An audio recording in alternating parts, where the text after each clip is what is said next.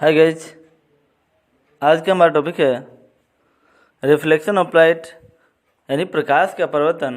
तो इसमें हमने पिछले क्लास में पढ़ा था लाइट के बारे में कि प्रकाश क्या होता है और प्रकाश के आधार पर कितने तरह के पदार्थ होते हैं। तो आज हम पढ़ेंगे रिफ्लेक्शन ऑफ लाइट यानी प्रकाश का परावर्तन।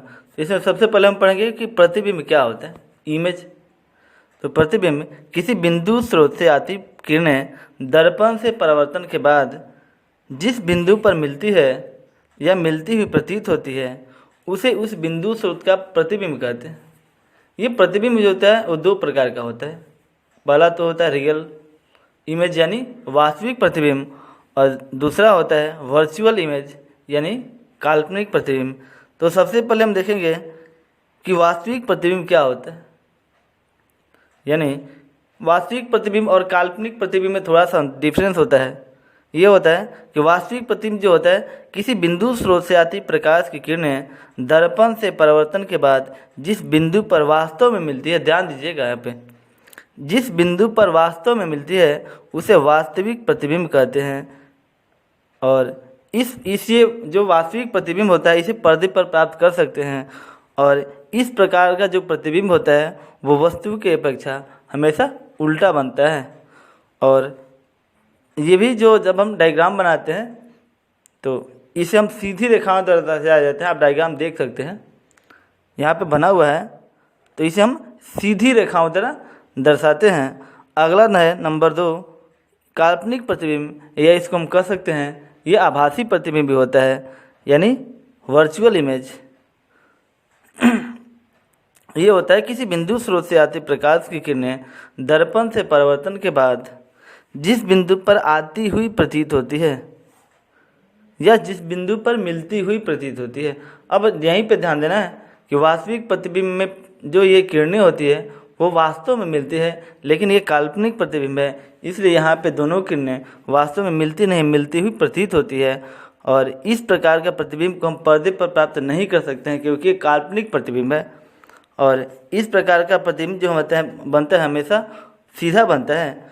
और इसे हम, क्योंकि ये तो वास्तविक प्रतिबिंब है नहीं, तो इसलिए हम इसे जब भी इसका डायग्राम बनाते हैं तो इसे टूटी हुई रेखा या डॉट लाइन कह सकते हैं, उसको उसी डॉट लाइन से दर्शाया जाता है।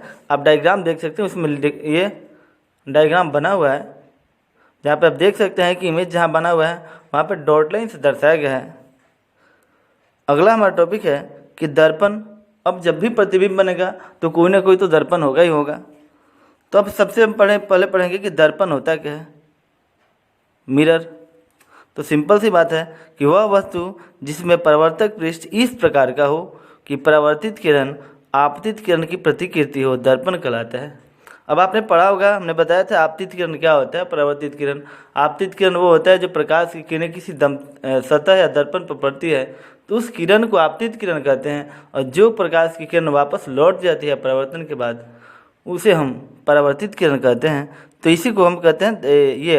अब हमने पढ़ा कि दर्पण क्या होता है। अब दर्पण ये जो होते हैं दो प्रकार के होते हैं। पहला हुआ गोलीय दर्पण यानी ये स्फेरिकल मिरर, और दूसरा हुआ समतल दर्पण यानी प्लेन मिरर। तो इसमें हम देखेंगे गोलीय दर्पण। तो गोलीय दर्पण क्या होता है। तो गोलीय दर्पण उस दर्पण को कहते हैं जिसका परावर्तक सतह किसी खोखले गोले का एक भाग होती है। एक गोला होता है जिसके एक भाग पर पारे की कलई में रेड ऑक्साइड का लेप होता है, और दूसरा भाग जो होता है परावर्तक सतह की भांति कार्य करते हैं जहाँ पे प्रकाश आपतित होती है प्रकाश की किरण, और दूसरा भाग लेप किया होता है। ऐसे भी आप सिंपल घर में आप जो भी आईना प्रयोग करते हैं दर्पण, जिसमें आप अपना फेस देखते हैं, उसमें आप देख सकते हैं। अगर आपके पास दर्पण हो सकता है कहीं टूटा हुआ मिले तो हो सकता है आप देख सकते हो उसमें कि एक भाग उधर से कलई किया होता है। अगर कलई नहीं किया हो, पेंट नहीं किया हो तो वो दर्पण नहीं होता है, वो ग्लास हो जाता है।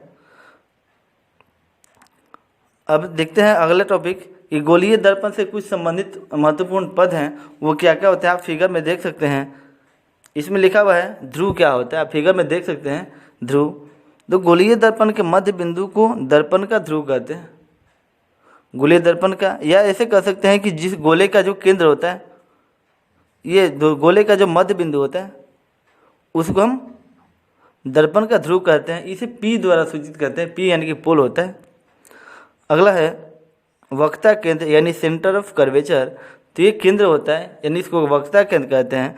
तो गोलीय दर्पण जिस गोले का भाग होता है, गोलीय दर्पण किसी न किसी गोले का भाग होता है, तो उस गोले के केंद्र को, जिस गोले का ये भाग होता है, उस गोले के केंद्र को दर्पण का वक्रता केंद्र कहते हैं, जिसे डबल सी से डिनोट किया जाता है, सी डॉट सी, यानी सेंटर ऑफ कर्वेचर से आप डायग्राम में देख सकते हैं, ऊपर दिया हुआ है। वक्रता त्रिज्या क्या होता है? तो गोलीय दर्पण जिस दर्पण का भाग होती है, गोलीय दर्पण जिस दर्पण का भाग होती है, उसकी त्रिज्या को दर्पण की वक्रता त्रिज्या कहते हैं। या सिंपल ये समझिए कि दर्पण जिस गोले का भाग होता है, उसकी त्रिज्या जो होती है वही गोलीय दर्पण की वक्रता त्रिज्या होती है या त्रिज्या होती है। अगला है प्रधान अक्ष या मुख्य अक्ष, प्रिंसिपल एक्सिस। तो गोलीय दर्पण के ध्रुव से वक्रता केंद्र को मिलाने वाली जो रेखा होती है, सरल रेखा, सीधी रेखा होती है, उसे दर्पण का प्रधान या मुख्य अक्ष कहते हैं, यानी प्रिंसिपल एक्सिस कहते हैं। अगला है द्वारक क्या होता है? तो दर्पण के उस भाग का व्यास जिसमें प्रकाश परावर्तित होती है, जहाँ से प्रकाश परावर्तित होती है, दर्पण के उस भाग का व्यास जहाँ से प्रकाश परावर्तित होती है, उसे द्वारक कहते हैं। अगला है कोणीय द्वारक क्या होता है? तो द्वारक वो होता है प्रकाश दर्पण के उस भाग का व्यास जिससे प्रकाश परावर्तित होता है, उसे द्वारक कहते हैं। और कोणीय द्वारक के दर्पण के व्यास के द्वारा वक्रता केंद्र पर बनने वाला जो कोण होता है, उसे कोणीय द्वारक कहते हैं। अगला है मुख्य फोकस क्या होता है? तो जब प्रकाश की किरणें किसी दर्पण अथवा सतह पर मुख्य अक्ष के समानांतर आती, प्रकाश की किरणें जब प्रकाश की किरणें किसी सतह या दर्पण पर आती है मुख्य अक्ष के समानांतर, तो परावर्तन के पश्चात मुख्य अक्ष के जिस बिंदु पर मिलती है या मिलती हुई प्रतीत होती है, उसी बिंदु को दर्पण का फोकस कहते हैं। इसे कैपिटल F द्वारा सूचित किया जाता है, जिसे हम कहते हैं फोकस। अगला है फोकस दूरी क्या होता है? तो दर्पण के ध्रुव और फोकस के बीच की दूरी को दर्पण की फोकस दूरी कहते हैं। ये दर्पण के वक्रता केंद्र, दर्पण के ध्रुव जिसे पोल कहते हैं, और फोकस बिंदु F कैपिटल F से डिनोट किया जाता है, उसके बीच की जो दूरी होती है उसी को हम कहते हैं फोकस दूरी। इसे स्मॉल f से सूचित किया जाता है और कैपिटल F से फोकस को सूचित किया जाता है। अगला है फोकस तल क्या होता है? तो मुख्य तल के लंबवत दर्पण के फोकस बिंदु से गुजरने वाला तल जो होता है वो फोकस तल कहलाता है। मुख्य अक्ष पर समानांतर किरण पुंज किसी कोण पर आपतित हो तो परावर्तन के पश्चात सभी किरणें फोकस तल पर मिलती है या मिलती हुई प्रतीत होती है। अगला है सीमांत किरणें क्या होती है? मुख्य अक्ष से दूर दर्पण के किनारों पर, ध्यान दीजिएगा, मुख्य अक्ष से दूर दर्पण के किनारों के भाग पर जो आपतित प्रकाश की किरणें होती है, दर्पण के किनारे भाग पर, उसे सीमांत किरणें कहते हैं। और मुख्य अक्ष के समीप दर्पण के मध्य भाग में जो प्रकाश की किरणें आपतित होती है, उस किरण को उपाक्षीय किरणें कहते हैं। अगला है कि गोलीय दर्पण भी हमने देखा कि दर्पण दो प्रकार का होता है, गोलीय दर्पण और समतल दर्पण। अब हम यहाँ देखेंगे कि गोलीय दर्पण भी दो प्रकार का होता है। पहला तो होता है अवतल दर्पण यानी कॉनकेव मिरर, और दूसरा होता है उत्तल दर्पण यानी कॉन्वेक्स मिरर। तो सबसे पहले हम ये जानेंगे कि दर्पण क्या होता है, दो तो हमने जान लिया। अब हम यहाँ देख सकते हैं, देखेंगे अवतल दर्पण क्या होता है। तो जिस गोलीय दर्पण का परावर्तक सतह धंसा रहता है उसे अवतल दर्पण कहते हैं।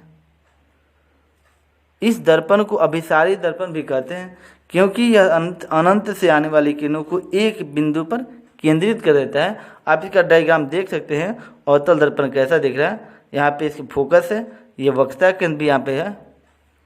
और अब देख सकते हैं अवतल दर्पण का उपयोग क्या होता है, कहाँ कहाँ अवतल दर्पण का उपयोग किया जाता है।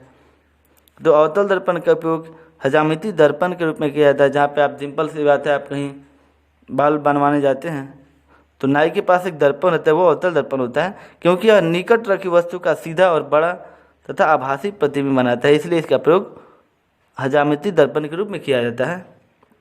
नंबर 2, अवतल दर्पण का उपयोग टॉर्च या वाहनों के हेडलाइट तथा सर्चलाइट में परावर्तक के रूप में किया जाता है, इसमें प्रकाश के स्रोत को दर्पण के फोकस पर रखा जाता है। प्रकाश का जो भी स्रोत होता है वो दर्पण के फोकस पर होता है, जिससे प्रवर्तन के बाद प्रकाश का समानांतर के अनुभुज प्राप्त होता है।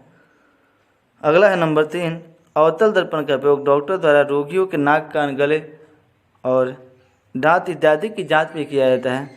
इसमें उपयोग में इसलिए किया जाता है क्योंकि यह किसी प्रकाश स्रोत से आने वाली किरणों को एक छोटी जगह पर केंद्रित कर देता है, जिससे वहाँ पर प्रकाश ज़्यादा तेज होता है और आसानी से कोई वस्तु या जो भी होता है आसानी से दिख पाता है। अगला है कि अवतल दर्पण का उपयोग सौर भट्टियों में सूर्य से आती ऊष्मा ऊर्जा को छोटी जगहों पर केंद्रित करने में किया जाता है, क्योंकि हमने अभी पिछला पॉइंट पढ़ा कि प्रकाश की किरणों को एक बिंदु पर केंद्रित करता है, और आप जानते होंगे कि प्रकाश में ऊष्मा होता है, तो ऊष्मा को भी एक बिंदु पर केंद्रित किया जाता है, क्योंकि प्रकाश जो होता है एक बिंदु पर हो जाता है तो केंद्रित हो जाता है, तो प्रकाश ऊष्मा भी एक बिंदु पर केंद्रित हो सकता है, और इससे प्राप्त ऊष्मा से कई प्रकार का उपयोग किया जाता है। अगला है कि अवतल दर्पण का उपयोग सोलर कुकर में भी किया जाता है। तो ये हमारा हुआ अवतल दर्पण का उपयोग। अगले क्लास में पढ़ेंगे उत्तल दर्पण के बारे में कि उत्तल दर्पण क्या होता है। आप यहाँ पे डायग्राम भी देख सकते हैं, उत्तल दर्पण का बना हुआ है, ऊपर दिया गया है। तो फिर मिलेंगे अगले क्लास में, तब तक के लिए धन्यवाद।